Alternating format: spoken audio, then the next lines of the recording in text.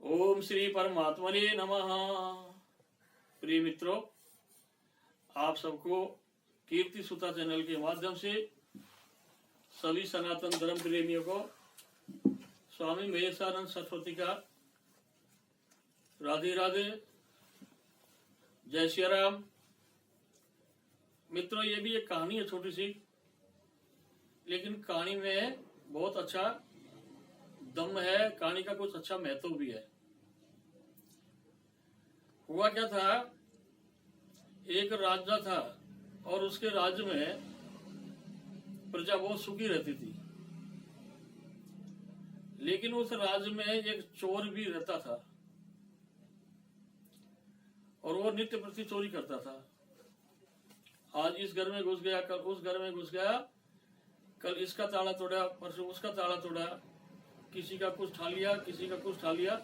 इस तरह से वो चोर पूरे नगर को परेशान कर रखा था। तो वो पकड़ में भी नहीं आ रहा। अब संयोग एक दिन क्या हुआ, अब वो राजा के ही महल में जब चोरी करने के लिए घुस गया तो संतरियों ने उसको पकड़ लिया। और जैसे ही पकड़ा गया वो, तो उससे पूछा कि तुम कौन हो? तो उसने कह दिया मैं तो हूं तो चोर। तो बोले आपको सजा मिलेगी, चलो राजा के पास चलो। चोर को पकड़ा और राजा के दरबार में पेश कर दिया। तो राजा ने कहा भाई आपने चोरी करी? बोले महाराज चोरी तो नहीं करी, मैं घुसाई था तो आपके सैनिकों ने मुझे पकड़ लिया और आज मैंने कोई चोरी नहीं करी। तो उन्होंने कहा कि भाई यदि आप सुधार चाहते हो तो मैं आपको छोड़ सकता हूं बिगर कोई दंड दिए। तो उन्होंने कहा कि मैं आज से वादा करता हूं कभी चोरी जीवन में करूंगा ही नहीं। उन्होंने कहा ठीक है। तो राजा ने विचार किया कि इसको कोई साधु महात्मा के साथ में रखा जाए ताकि इसकी संगत अच्छी होगी तो इसका मन बदल जाएगा। तो पहले राजा महाराजाओं के सलाहकार भी सन्यासी होते थे, महात्मा होते थे और अच्छे विद्वान होते थे। तो राजा ने उन महर्षि को बुलाकर कहा कि भाई ये चोर है और महाराज इसने बहुत चोरी किया है और अब ये कहता है मैं चोरी छोड़ दूंगा, इसने समर्पण कर दिया।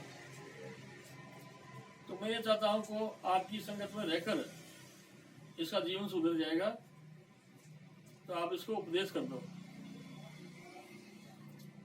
तो महाराज जी ने कहा ठीक है, बहुत अच्छी बात है। तो अब चोर महात्मा जी के पास रहने लग गया। अब समय बीतता गया, अब चोरी तो नहीं करता लेकिन मन में चोरी की उमंग तरंगे उठती थी, बार बार विचार आता था क्या करूं। लेकिन अब गुरुजी को वचन दिया और राजा का भय भी था, तो चोरी करना कुछ समय के लिए बंद तो कर दिया, लेकिन चित्त में वो वृत्तियां वैसा की वैसी उसके थी। तो कुछ समय बाद में क्या हुआ,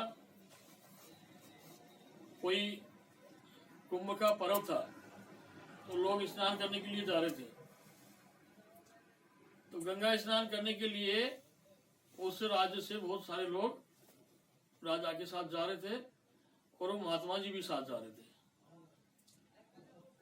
तो वो महात्मा जी के पास जो चोर रहता था उसने कहा कि महाराज जी मैं भी आपकी कुछ सेवा करूंगा, मुझे भी आप ले चलो और मैं भी गंगा स्नान कर आऊंगा। तो जो और लोग थे उस नगर के, उन्होंने कहा कि भाई इसको तो महाराज जी रहने दो, क्यों ये जीवन में कभी चोरी किए भी रहा ही नहीं, तो वहां भी ये परेशान कर देगा। लेकिन महात्मा बहुत दयालु होते हैं अंदर से, उनका हृदय बहुत कोमल होता है साधु का। उसने कहा नहीं ऐसी कोई बात नहीं है, ये अब चोरी का काम छोड़कर अब हमारी संगत में रहता है, चोरी नहीं करेगा। तो वो सन्यासी ने उसको साथ चलने की अनुमति दे दी। चले गए तीर्थ पर। जैसे जैसे बढ़े, रात्रि को विश्राम हुआ, फिर अगले दिन इस तरह करते करते और वो गंगा सागर पहुंच गए। अब गंगा सागर पहुंच गए तो पहली रात को ही उसके मन में विचार आया कि मैं क्या करूं, गुरु जी को वचन दिया था, अब वचन तोड़ता हूं तो भी खराब है, और इधर राजा है, वो मेरे पर नाराज होकर कोई भी दंड दे सकता है, तो मैं करूं तो क्या करूं। तो अब और सब लोग तो थके हुए थे, विश्राम करने के लिए चले गए, भोजन आदि करके, और सब सो गए। और जैसे ही 11-12 बजे के बाद में उसको नींद नहीं आ रही,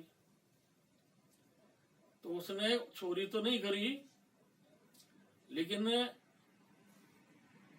मेरा सामान दूसरे के बैग में, दूसरे का सामान मेरे बैग में, तीसरे का सामान चौथे के बैग में, और महात्माओं के कमंडल उसका वहां रख दिया, उसका वहां रख दिया। पूरी रात उसकी इस हेरा फेरी में निकल गई। और सुबह प्रातः हो गया, तो प्रातः काल होते ही महात्मा ने कहा कि जल्दी जल्दी तैयार होकर आ जाओ, सभी स्नान करने चलेंगे। अब सब लोग सोच आदि से निवृत्त होकर जैसे ही तैयार होकर नहाने के लिए चलने लगे, तो अपने अपने कपड़े देखने लगे, तो किसी का कपड़ा सुरक्षित ही नहीं है, किसी की धोती नहीं, किसी का कुर्ता नहीं, किसी का साफी नहीं, किसी की साड़ी नहीं, किसी का पेटीकोट नहीं, सारा का सारा सामान अस्त व्यस्त। अब एक दूसरे से पूछने लगे, महाराज क्या करें, ये सामान सारा का सारा ऐसे कैसे हो गया, अस्त व्यस्त है। तो लोगों ने कहा, महाराज आपने उस चोर को साथ लिया है, और ये हो न है उसी का कार्य है। उसने कहा, उसने तो वचन दे दिया था। उन्होंने कहा, महाराज चोर चोरी छोड़ देता है, लेकिन हेरा फेरी नहीं छूटती। चोर को बुलाया, और महात्मा ने कहा, अरे ये तूने क्या कर दिया।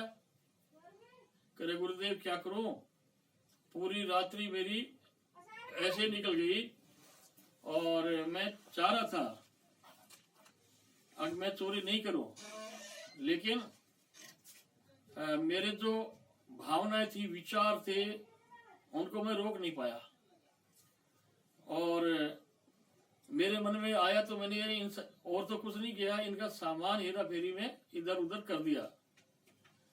तो इस कहानी के माध्यम से मैं ये कहना चाहता हूँ, चोरी छोड़ देता है, लेकिन हेरा फेरी नहीं छोड़ता। तो जीवन में हम भी यही कर रहे हैं, अगर देखने में कुछ होते हैं, करने में कुछ होते हैं, तो जीवन का सुधार पूरी तरह से करना चाहिए, और इस चोर की तरह से हेरा फेरी नहीं करनी चाहिए। इसी आशा के साथ मैं आप सबको धन्यवाद देता हूँ, साधुवाद देता हूँ, और सभी सनातन धर्म प्रिय में से निवेदन है, अपने बच्चों को सनातन धर्म की शिक्षा जरूर दें। हमारे शास्त्रों के बारे में बताएं, गीता के बारे में, रामायण के बारे में, उपनिषदों के बारे में, वेदों के बारे में। तो क्या होगा, उनके आचरण अच्छे होंगे, उनके संस्कार अच्छे पड़ेंगे, तो आगे चलकर वो अच्छे रहेंगे। इसी आशा के साथ आप सबको जय हिंद, जय भारत।